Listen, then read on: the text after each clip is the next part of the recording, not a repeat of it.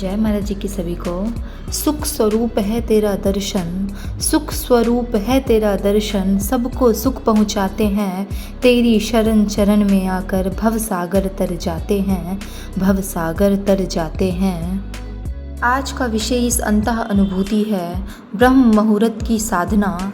एक रात्रि मैंने सोने से पहले गुरु महाराज जी के श्री चरणों में प्रार्थना की, महाराज जी आप मुझे ब्रह्म मुहूर्त के साधना के लिए उठा देना, मैं जल्दी उठकर अपनी साधना पूरी कर लूँगी। उसी रात्रि मैंने एक दिव्य स्वप्न देखा। मुझे किसी के गाने की बहुत ही सुंदर आवाज़ सुनाई दे रही थी।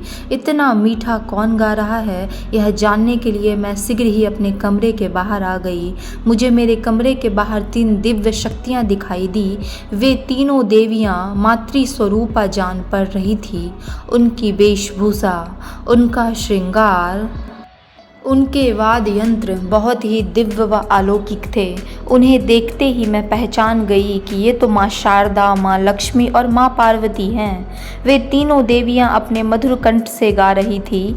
मैं उनके दिव्य गीत को सुनते हुए वहीं उनके समक्ष अपने हाथों को जोड़कर खड़ी हो गई।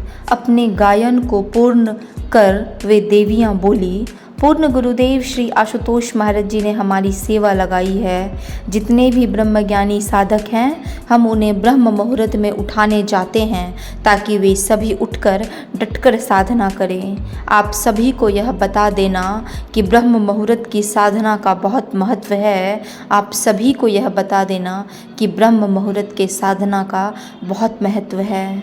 और ऐसी ही अंतः अनुभूति अगर आप लोगों के जीवन में भी घटती है, ऐसी ही दिव्य अनुभूति, तो अपने अंतः अनुभूतियों को दिव्य ज्योति जागृति संस्थान के अंतः अनुभूति हेल्पलाइन नंबर पे अवश्य रजिस्टर कराएं, जरूर दर्ज कराएं और प्रत्येक दिन के आने वाले अनुभवों को अवश्य पढ़ें ताकि यह संदेश और लोगों तक भी पहुंच पाए।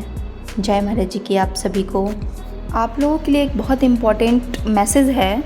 श्रीमद् भागवत कथा ज्ञान यज्ञ जो 28 अप्रैल से 4 मई 2024 तक शाम को 5 बजे से रात्रि 9 बजे तक होने जा रही है।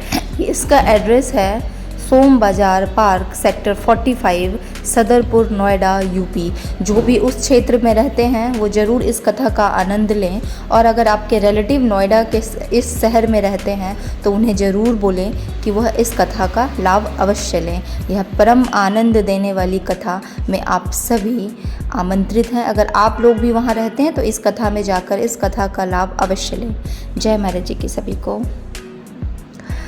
वो तैरते तैरते डूब गए जिन्हें खुद पर गुमान था, और वो डूबते डूबते भी तर गए जिन पर आशु तू मेहरबान था, और वो डूबते डूबते भी तर गए जिन पर आंसू तू मेहरबान था।